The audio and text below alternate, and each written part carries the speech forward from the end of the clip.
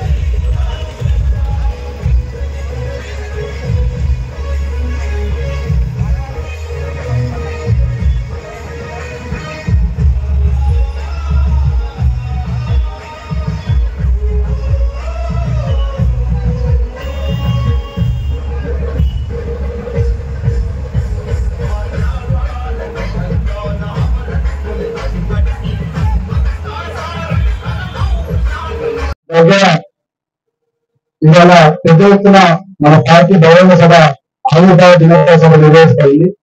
ఆ కార్యక్రమంలో భాగంగా చెన్నూరు పట్టణం నుండి, చెన్నూరు నియోజకవర్గం నుండి పెద్ద ఎత్తున పనిచేస్తున్న పార్టీ శ్రేణులందరూ కూడా పేరుపైన నమస్కారాలు తెలియజేస్తూ, ఇవాళ రాష్ట్ర వ్యాప్తంగా ఒక పండుగ వాతావరణంలో బీఆర్ఎస్ పార్టీ ఆవిర్భావం జరుగుతా ఉన్నాయి. ఇప్పుడే నేను రామకృష్ణాపురం పట్టణంలో జెండావిష్కరణ చేసి, కృష్ణపేటలో కూడా జెండావిష్కరణ చేసి, చెన్నూరు యొక్క పార్టీ జెండావిష్కరణ కార్యక్రమంలో పాల్గొన్నాం.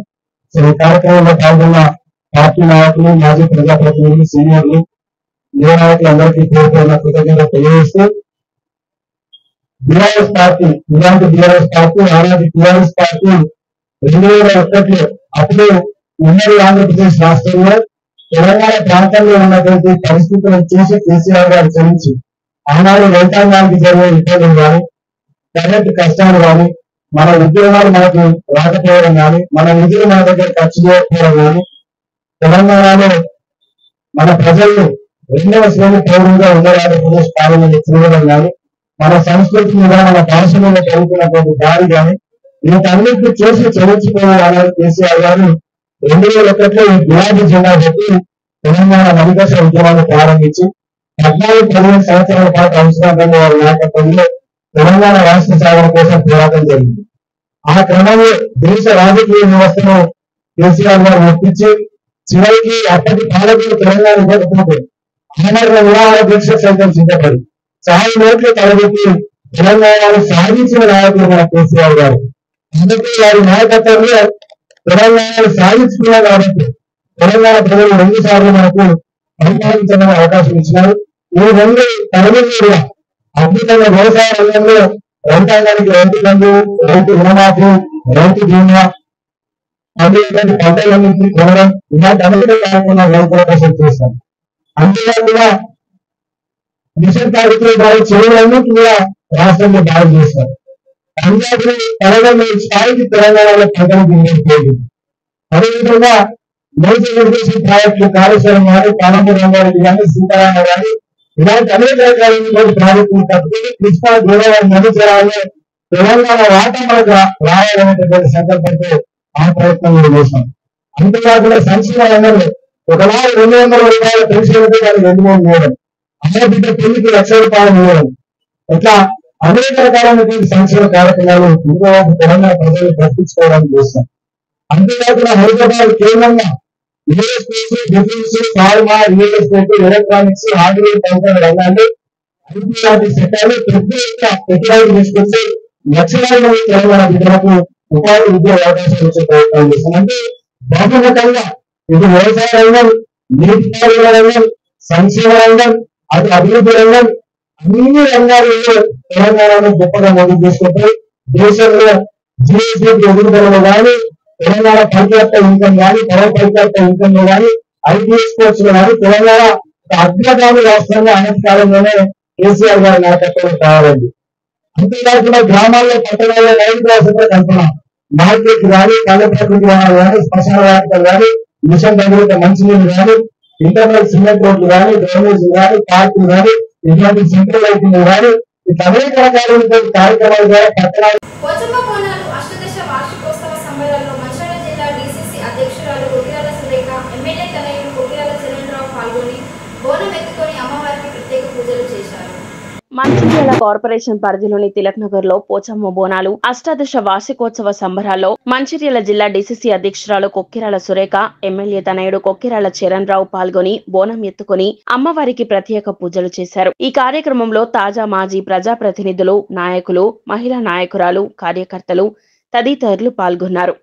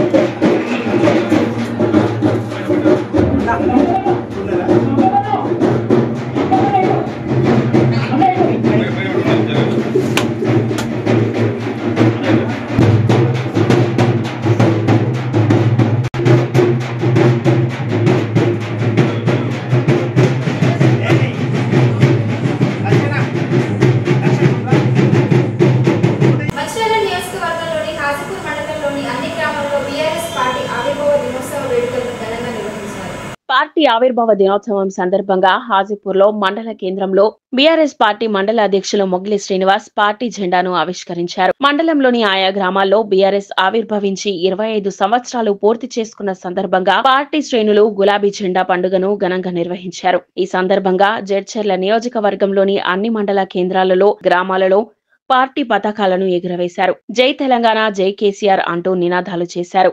అనంతరం మొగిలి శ్రీనివాస్ మాట్లాడుతూ తెలంగాణ రాష్ట్ర సాధనే లక్ష్యంగా ఆనాడు ఉద్యమ నాయకుడు కేసీఆర్ సారథ్యంలో అనేక పార్టీలు ఏకమై జెండా ఏదైనా ఎజెండా ఒక్కటే అన్న విధంగా సంబడ వర్గాల ప్రజలను ఏకం చేసి కొట్లాడి తెలంగాణ రాష్ట్రాన్ని సాధించుకోవడం జరిగిందన్నారు. సాధించుకున్న తెలంగాణ రాష్ట్రాన్ని గత 9 సంవత్సరాల బీఆర్ఎస్ పాలనలో దేశానికి ఆదర్శంగా నిలిపిన ఘనత కేసీఆర్కే దక్కుతుందని అన్నారు. ఇప్పుడు కాంగ్రెస్ పార్టీ అధికారంలోకి వచ్చిన 17 నెలలలో తెలంగాణ రాష్ట్రానికి చేసిందేమీ లేదని సీఎం రేవంత్ రెడ్డి ప్రజలకు ఇచ్చిన హామీలను మరచి తెలంగాణ ప్రజలను మోసం చేస్తున్నాడని అన్నారు. నేడు ఎలకతుర్తిలో జరగబోయే కేసీఆర్ సభకు ప్రజలు స్వచ్ఛందంగా కదలి రావాలని, మళ్లీ మనమంతా పోరాటం చేసి మన హక్కులను కాపాడుకోవాల్సిన అవసరం వచ్చిందని, ఈ సభ మన పోరాటానికి తొలి అడుగు అవుతుందని అన్నారు. ఈ కార్యక్రమంలో బీఆర్ఎస్ పార్టీ మండల ప్రధాన కార్యదర్శి మాధవరపు జీవన్ రావు, మాజీ వైస్ ఎంపీపీ మందపల్లి శ్రీనివాస్, మాజీ యూత్ అధ్యక్షులు సామల బుచ్చయ్య, మాజీ ఎంపీటీసీలు జాడి వెంకటేష్, సోగల కిష్టయ్య, మాజీ సర్పంచ్లు జాడి సత్యం, గొల్ల శ్రీనివాస్, నాయకులు గడ్డం మల్లారెడ్డి తదితరులు పాల్గొన్నారు.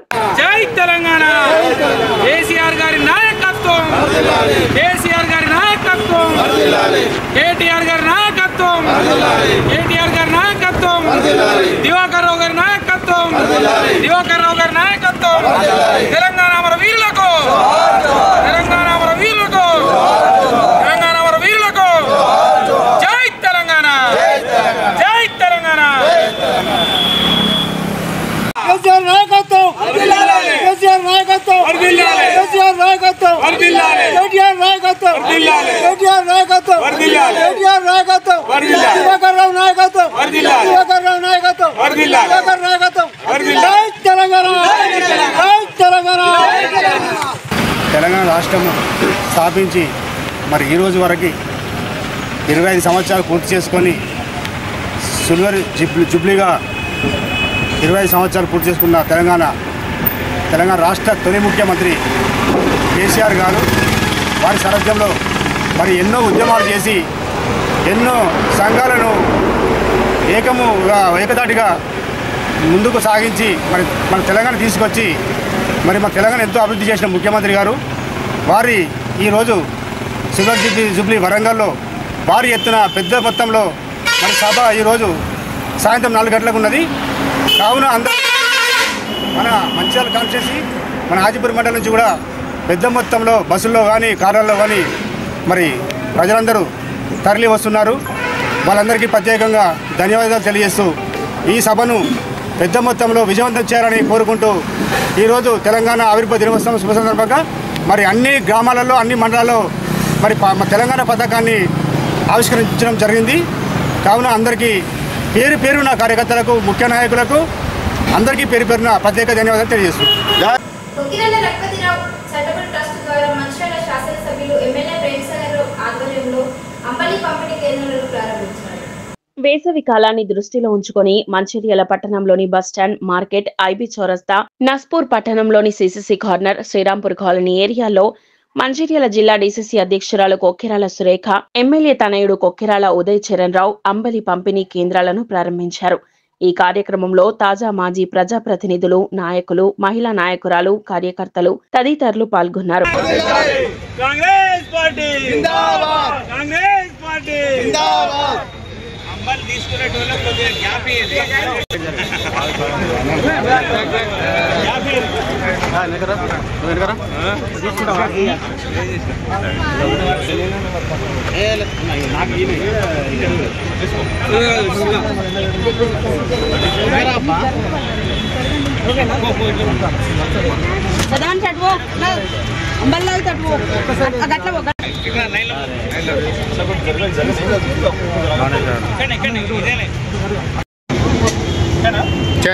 జై కాంగ్రెస్, ప్రేమసాగర్ గారి నాయకత్వం, ప్రేమసాగర్ గారి నాయకత్వం.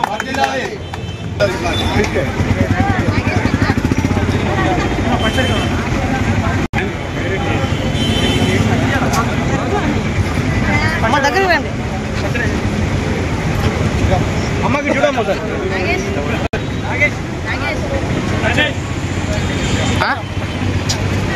కొంచెం 5 నిమిషాలు.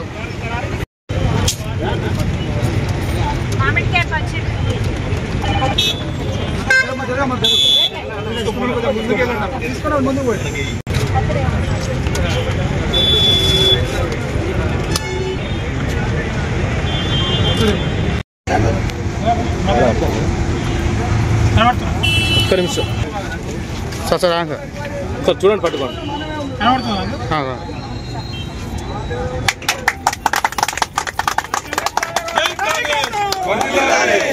గట్ల కాదమ్మా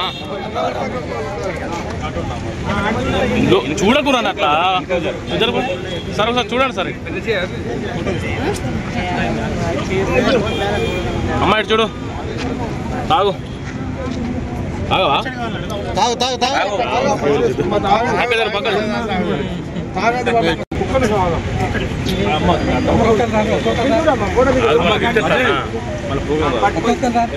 సార్ మీరు పోయండి సార్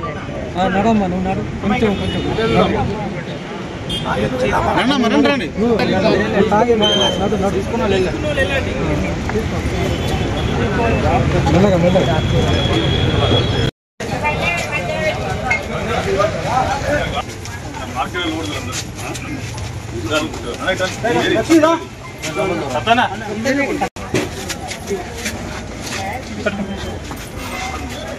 జై బిఎస్ఆర్ జై బిఎస్ఆర్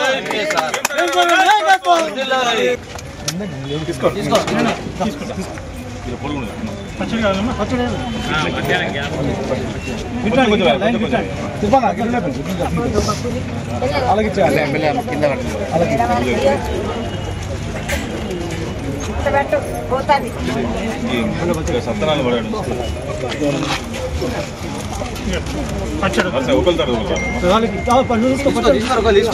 తీసుకోరా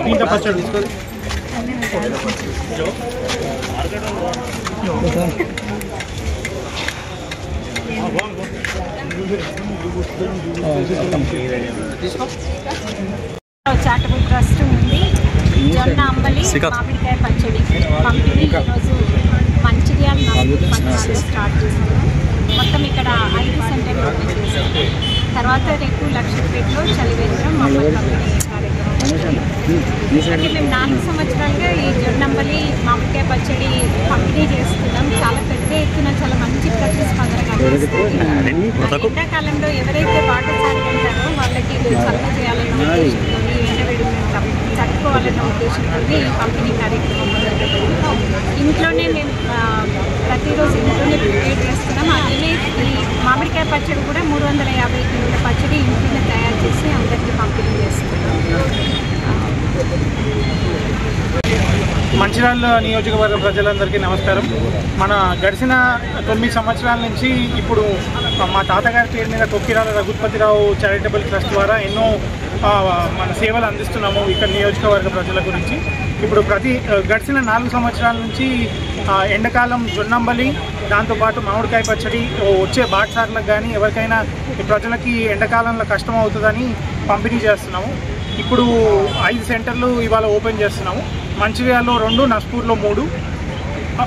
దాంతోపాటు రేపు లక్షిట్పేట, దండేపల్లి, హాజీపూర్ ఈ మండలాల్లో కూడా రేపు ఓపెన్ చేస్తాం. మన ప్రజలందరూ వాళ్ళ దాహం తీర్చుకోవడానికి, సేద తీర్చుకోవడానికి ఇక్కడ అంబల్ దగ్గరకు వచ్చి తీసుకోవచ్చు. ఇక్కడ పంపిణీ చేసే మా కార్యకర్తలు కానీ మా ట్రస్ట్ నుంచి ఎవరైతే సౌకర్యాలన్నీ మన ప్రజలందరికీ ఈ ఎండాకాలంలో కొంచెం వాళ్ళకి రెస్ట్ తీసుకోవడానికి కానీ సేద తీర్చడానికి కానీ పనికొస్తుంది. మంచిర్యాల నియోజకవర్గంలోని హాజీపూర్ మండలంలోని అన్ని గ్రామాల నుండి బీఆర్ఎస్ కార్యకర్తలు వరంగల్ భారీ బహిరంగ సభకు బయలుదేరారు. రజతోత్సవ సభను ఉద్దేశించి కేసీఆర్ ఇచ్చే సందేశాన్ని వినాలని ప్రతి కార్యకర్త 1000 కళ్లతో ఎదురు చూస్తున్నారు. హాజీపూర్ మండలం నుండి సభకు వెళ్లేందుకు ఏర్పాటు చేసిన వాహనాలు సరిపోకపోవడంతో సొంత వాహనాలను ఏర్పాటు చేసుకుని ప్రతి గ్రామం నుండి వందలాది మంది కార్యకర్తలు సభకు బయలుదేరారు. ఈ సభకు హాజీపూర్ మండలం నుండి వెళ్లే వాహనాలను బీఆర్ఎస్ పార్టీ మండల అధ్యక్షులు మొగిలి శ్రీనివాస్, మండల ప్రధాన కార్యదర్శి మాధవరపు జీవన్ రావు, మాజీ వైస్ ఎంపీపీ మందపల్లి శ్రీనివాసులు జెండా ఊపి ప్రారంభించారు. హాజీపూర్ మండలం నుంచి 7000 మందిని తరలించేలా సన్నాహాలు చేశారు. పార్టీ శ్రేణులను ఆర్టీసీ, ప్రైవేట్ బస్సులు, డీసీఎం, తవేరా, క్వాలిస్ వాహనాల్లో సభ ప్రాంగణానికి తరలించారు.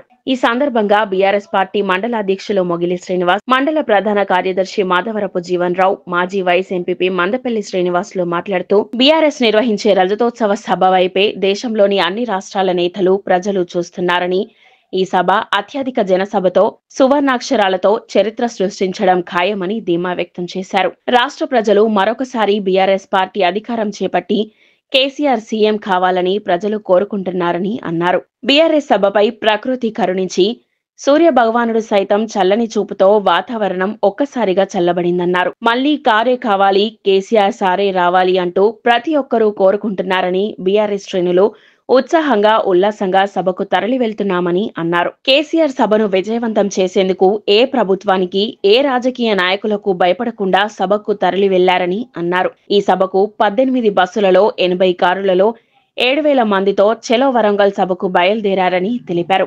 కార్యకర్తలకు, ప్రజలకు ఎలాంటి ఇబ్బందులు తలెత్తకుండా పూర్తి జాగ్రత్తలు ఏర్పాటు చేశామని తెలిపారు.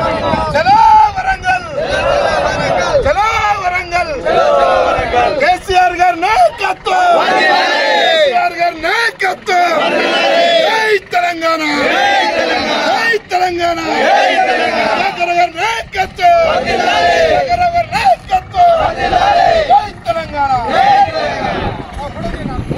కేసీఆర్ గారి నాయకత్వం, కేసీఆర్ గారి నాయకత్వం, కేటీఆర్ గారి నాయకత్వం, దివాకర్ రావు గారి నాయకత్వం, తెలంగాణ అమర వీరులకు, తెలంగాణ అమర వీరులకు, జై తెలంగాణ, జై తెలంగాణ. చెన్నూరు నియోజకవర్గంలోని మందమారి పట్టణంలో పలు వారసుల నుండి బీఆర్ఎస్ కార్యకర్తలు వరంగల్ భారీ బహిరంగ సభకు బయలుదేరారు. బీఆర్ఎస్ పార్టీ 25వ వార్షికోత్సవం సందర్భంగా తెలంగాణ మాజీ ముఖ్యమంత్రి కల్వకుంట్ల చంద్రశేఖరరావు, కల్వకుంట్ల రామారావు ఆదేశాల మేరకు చెన్నూరు నియోజకవర్గంలోని మందమరి పట్టణంలో పలు వార్డు నుండి వరంగల్కు 10,000 మందితో భారీగా సభకు మందమరి పట్టణం నుండి మహిళలు భారీగా తరలి వెళ్లారు.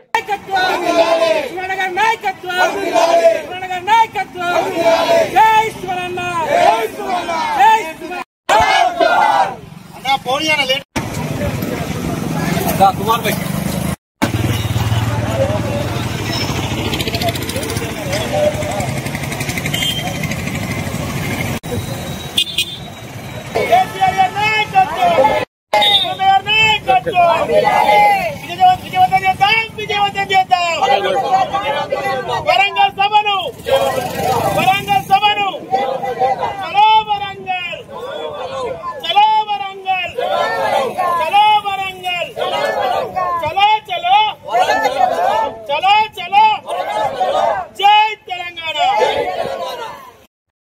నాయకత్వం, నాయకత్వం, జై తెలంగాణ, జై తెలంగాణ, సుమానగర్ నాయకత్వం, జై తెలంగాణ, విజయవంతం చేద్దాం, విజయవంతం చేద్దాం, విజయవంతం చేద్దాం, విజయవంతం చేద్దాం, వరంగల్ సభను, వరంగల్ సభను, జై తెలంగాణ.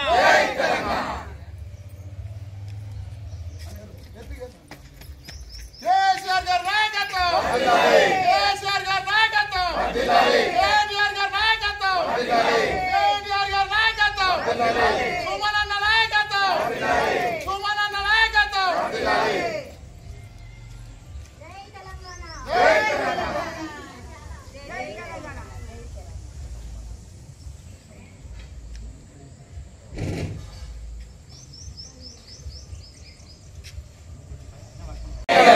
విజయవంతం చేద్దాం, విజయవంతం చేద్దాం, విజయవంతం చేద్దాం, విజయవంతం చేద్దాం, వరంగల్ సభను, వరంగల్ సభను, జై తెలంగాణ.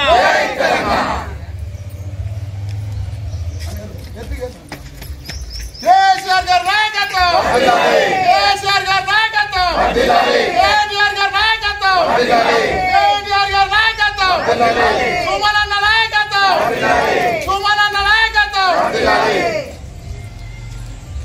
తెలంగాణ, జై తెలంగాణ, జై తెలంగాణ.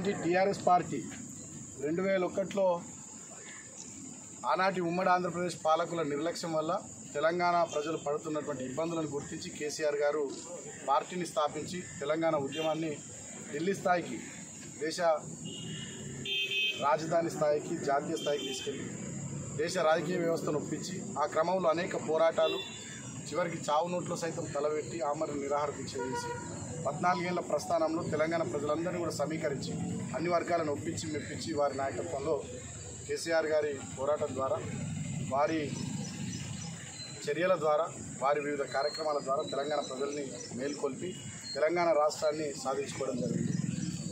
తెలంగాణ రాష్ట్ర సాధన కోసమే పుట్టినటువంటి ఈ పార్టీ రాష్ట్రాన్ని సాధించుకున్న తర్వాత 2 టర్ములు తెలంగాణ ప్రజల ఆశీర్వాదంతో తెలంగాణలో అధికారాన్ని కూడా సంపాదించి ఈ 2 టర్ములు దేశంలోనే అగ్రగామి రాష్ట్రంగా తెలంగాణను తీర్చిదిద్దడం కేసీఆర్ గారి నాయకత్వంలో అటు సంక్షేమంలో కానీ ఇటు అభివృద్ధిలో కానీ వివిధ రంగాల్లో బహుముఖంగా తెలంగాణను అద్భుతంగా అభివృద్ధి కూడా చేయడం జరిగింది.